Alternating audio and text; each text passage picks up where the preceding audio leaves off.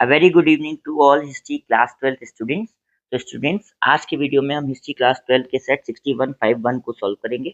इससे पहले हम 3 सेट्स ऑलरेडी सॉल्व कर चुके हैं एमसीक्यूज के। अगर अभी तक आपने वो नहीं देखे हैं तो उनकी लिंक मैं डिस्क्रिप्शन बॉक्स में अटैच कर दूंगा। To watch them, right. तो आज का वीडियो हम स्टार्ट करते हैं बेटा। क्वेश्चन नंबर फर्स्ट है, which of the following is the primary methods archaeologists use to study social differences within the Harappan society. Harappa के समाज में सोशल डिफरेंसेस को स्टडी करने के लिए कौन सा प्राइमरी मेथड आर्कियोलॉजिस्ट यूज करते थे? A studying cropping pattern, B analysing designs of seals, C examining burial customs, या डी स्टडिंग रिलीजियस बिलीफ। इसका करेक्ट ऑप्शन है बेटा ऑप्शन नंबर सी, जो कि हमें बुक में भी मेंशन है सब टॉपिक, राइट। क्वेश्चन नंबर 2 है बेटा, which of the following is the characteristic of the narrative sections of the Mahabharata. Mahabharata के नरेटिव सेक्शन का कैरेक्टरिस्टिक कौन सा इनमें से? A they contain economic descriptions, गलत है। B they contain compiled stories, बिल्कुल करेक्ट है, राइट। सारी की सारी स्टोरीज कंपाइल्ड होती थी नरेटिव सेक्शन ऑफ महाभारत में, right. So option B is the correct option for the question number 2।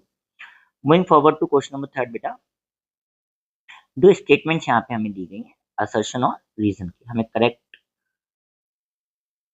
Option choose करना है आफ्टर रीडिंग द स्टेटमेंट और असर्शन और रीजन। असर्शन है बेटा, James Prinsep work was crucial for understanding the political history of ancient India.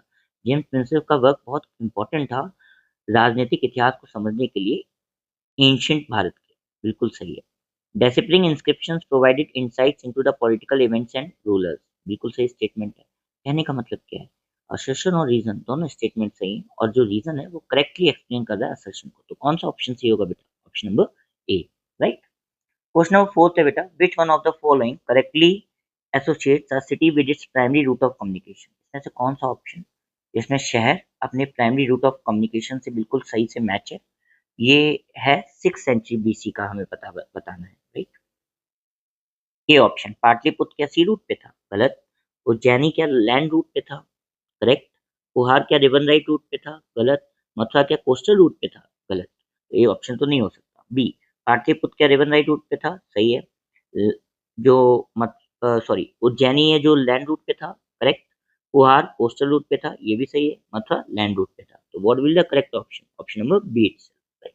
क्योंकि यही book में इन सिटीज के कम्युनिकेशन रूट्स दिए गए हैं, राइट। इसलिए हमें चैप्टर को बहुत ही कंसंट्रेटेड फॉर्म में पढ़ना चाहिए जिससे कि we acknowledge what is the right statement and which statement is wrong, right।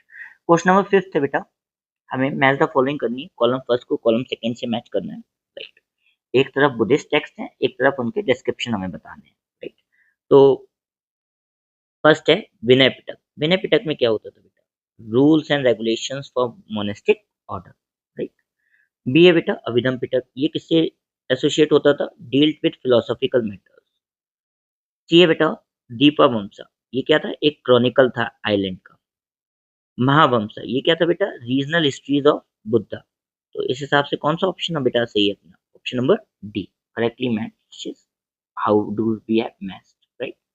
Moving forward to question number 6 बेटा, identify the ancient Indian text with the help of following information. आपको ancient Indian text के बारे में बताना है ये information read करके।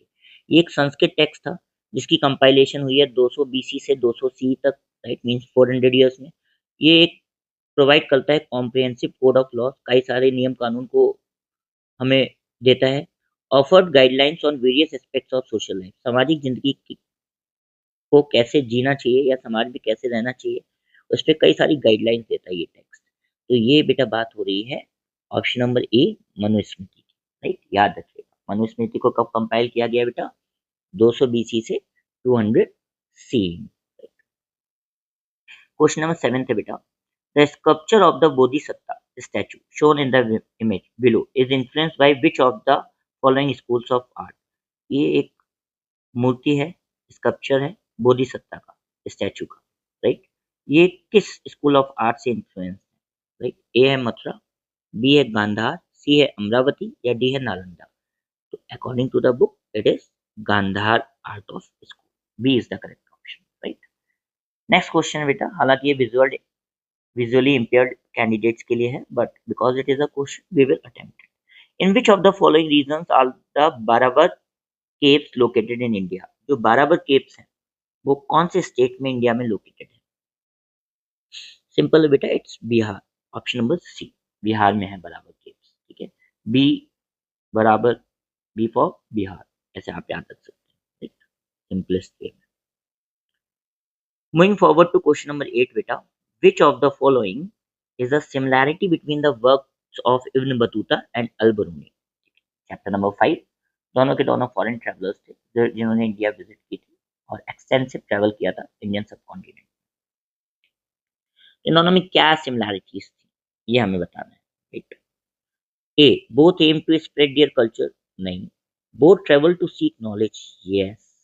Both Ibn Battuta as well as Al Biruni were travelling to get knowledge, right? And I must tell you कि जो नॉलेज है वो सबसे ज़्यादा आप एक्वायर कर सकते हो थ्रू ट्रैवलिंग। ठीक है, तो उतनी knowledge you can not acquire through books itself, right? But when you travel a place, you get to know the history of that place, the famous monuments, sculptures, buildings, places that are symbolic to that particular place. So traveling should be there in life, ठीक है, at a certain point of time.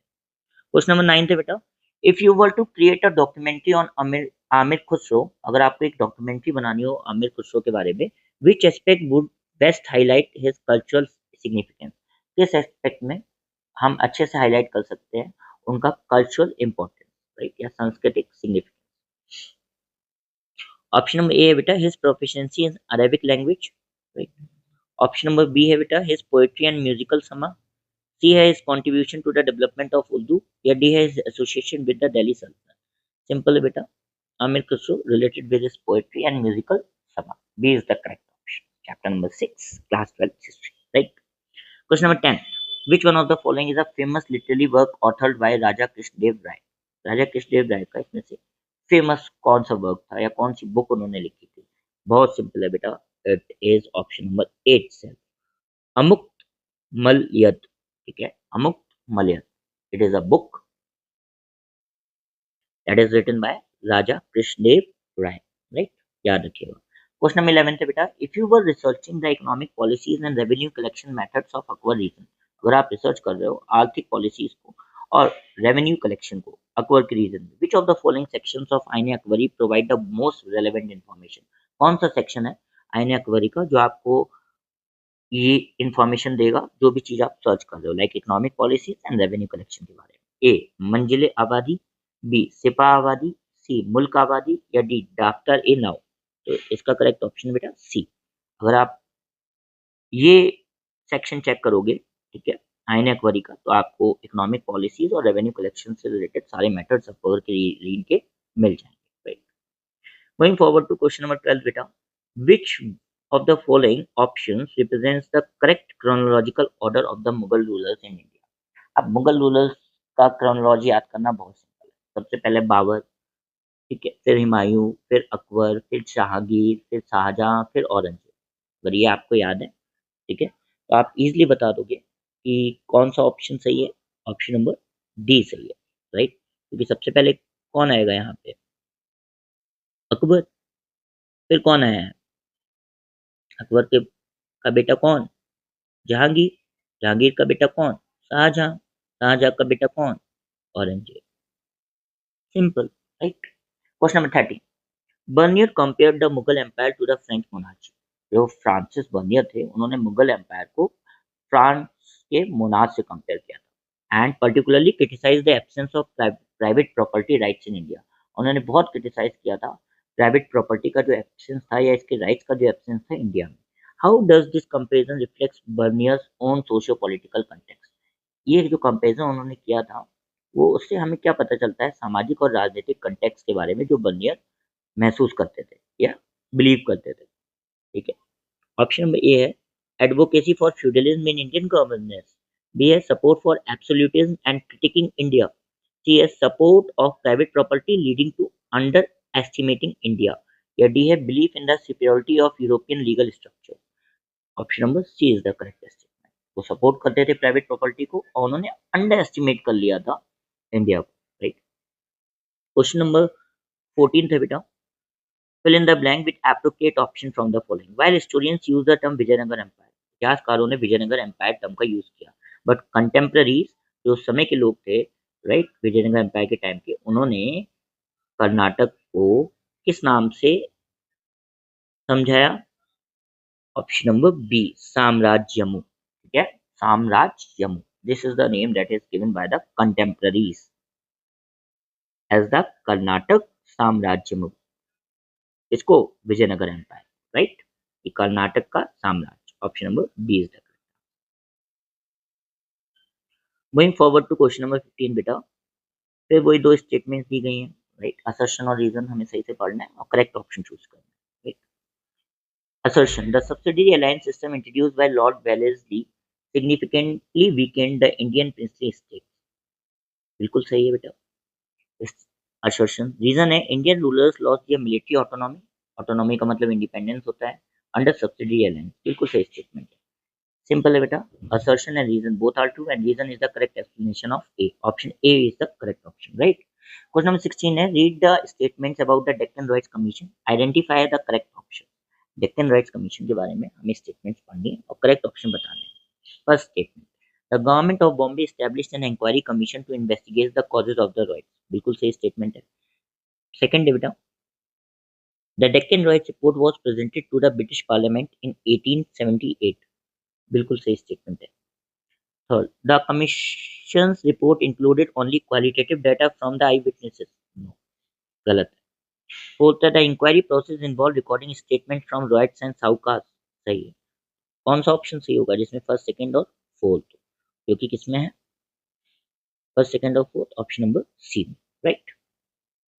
Next question number 17 है बेटा, who among the following was the female member from Odisha Odisha in the constituent assembly. Orissa से कौन सी female member थी हमारे constituent assembly जिसने हमारे संविधान की रचना की, right. A Hansa Mehta, B Durgabai Deshmukh, C Malati Choudhury और डी रेणुका रे। क्या करेक्ट ऑप्शन है? C, Malati Choudhury, right. ये अपने ओडिशा से एक female member constituent assembly. Moving forward to question number 18 बेटा, which of the following pairs is correctly matched regarding the constituent assembly? एक तरफ कमिटीज दी गई है कॉन्स्टिट्यूएंट असेंबली की, एक तरफ उसके प्रेसिडेंट है। हमें बताना है कौन सी कमिटी उसके प्रेसिडेंट से सही से मैच है। ए, रूल्स ऑफ प्रोसीजर कमिटी। पहली चीज तो ये समझो, ये कोई कमिटी नहीं होती है, राइट, या इसका कोई रोल नहीं होता है। फिर भी अगर आपको मैं बता दूं, इसके जो प्रेसिडेंट थे वो थे डॉक्टर राजेंद्र प्रसाद। डॉक्टर राजेंद्र प्रसाद। जवाहरलाल नेहरू गलत है। यूनियन पावर कमेटी और यूनियन कॉन्स्टिट्यूशन कमेटी, इन दोनों के मेंबर थे बेटा जवाहरलाल नेहरू, राइट। तो मतलब ये भी दोनों गलत है, तो ए भी गलत है, बी भी गलत मैच है और सी भी गलत मैच है। लास्ट बचा हमारा प्रोविंशियल कॉन्स्टिट्यूशन कमेटी, इसके मेंबर थे वल्लभ भाई पटेल। तो D is the correct option, right. I hope you got it. A का कौन है? डॉक्टर राजेंद्र प्रसाद। बी और सी का कौन है? जवाहरलाल नेहरू। और डी के कौन है? वल्लभ भाई पटेल। करेक्टली मैच क्या है? D option, right. नेक्स्ट बेटा, question number 19, identify the leader of the Indian national movement in 1905। Indian national movement के लीडर का नाम बताना है हमें 1905 में, with the help of given information, जो भी इन्फॉर्मेशन हमें दी गई है। The leader was a part of a trio known as Lal Bal Pal, signifying their all India character despite being from different provinces. ये जो लीडर है, ये पार्ट था एक ट्रायो का, 3 लोगों का, जिसे शॉर्ट में हम लाल बाल पाल कहते हैं, और ये सिग्निफाई करते थे ऑल इंडिया कैरेक्टर को, जबकि ये अलग अलग प्रोविंसेस से आते हैं, राइट। और ये व्यक्ति महाराष्ट्र का था, राइट। ये व्यक्ति कहाँ से बिलोंग करता था? महाराष्ट्र से। तो महाराष्ट्र से बेटा अपने आते थे बाल गंगाधर तिलक, राइट। इसलिए लाल का मतलब लाला लाजपत राय, बाल का मतलब बाल गंगाधर तिलक, पाल का मतलब बिपिन चंद्र पाल। ये भी नाम याद रखिएगा, राइट। क्वेश्चन नंबर 20 है बेटा, which one of the following policies by the British led to discontent among the Indian soldiers contributing to the revolt of 1857। कौन सी ऐसी पॉलिसीज थी ब्रिटिश गवर्नमेंट की जिससे कि हमारे इंडियन सोल्जर्स नाराज हुए, इसकी वजह से रिवोल्ट ऑफ 1857 हुआ? A, the policy of subsidiary alliance. No, गलत है। The doctrine of lapse of Dalhousie, गलत है। The use of Enfield rifles with grease cartridges, correct. C is the correct option, right. इसकी वजह से ही हमारे सैनिक नाराज थे और उन्होंने रिवोल्ट ऑफ 1857 स्टार्ट कर दिया मेरठ से। Question number 21, Which of the following was the consequence of not paying the revenue by sunset on the specified date under the British sunset law enacted in Bengal? Permanent settlement में, ठीक है, जो कि 1893 में implement किया था British, sorry 1793 में implement किया था ब्रिटिश गवर्नमेंट ने। इसमें ब्रिटिश गवर्नमेंट ने एक सनसेट लॉ बनाया था जिसमें बोला जाता था कि अगर स्पेसिफाइड डेट में शाम तक या सूरज ढलने तक रेवेन्यू नहीं आता है या टैक्स नहीं आता है जितना कि फिक्स है जमींदार पे परमानेंट सेटलमेंट से, तो उसकी जमींदारी को ऑक्शन कर दिया जाएगा, नीलाम कर दिया जाएगा। तो करेक्ट ऑप्शन क्या होगा? Option number B, the zamindari was put on auction, अगर स्पेसिफाइड डेट पे सनसेट होने तक रेवेन्यू या टैक्स नहीं पहुंचता है ब्रिटिश गवर्नमेंट के पास। कोई कंफ्यूजन, कोई डाउट? आई होप आप सभी को ये सारे MCQs with answers and their explanations अच्छे से समझ में आएंगे। अगर आपको कोई भी डाउट एंड क्वेरीज हैं, you can write your comment, I will surely clear your all doubts. इससे पहले के भी सारे जो मैंने 3 वीडियोस बनाए हैं बोर्ड पेपर्स के हिस्ट्री के 2025 के सेट्स, उनको भी देखिए अगर अभी तक आपने नहीं देखा है, लिंक मैं डिस्क्रिप्शन बॉक्स में अटैच कर दूंगा। And do share my video if you like it to all your friends and colleagues, जिससे कि वो भी हेल्प ले सकें मेरे वीडियोस की to prepare their history class 12th MCQ section for the board exam. Thank you everyone. Have a very good day.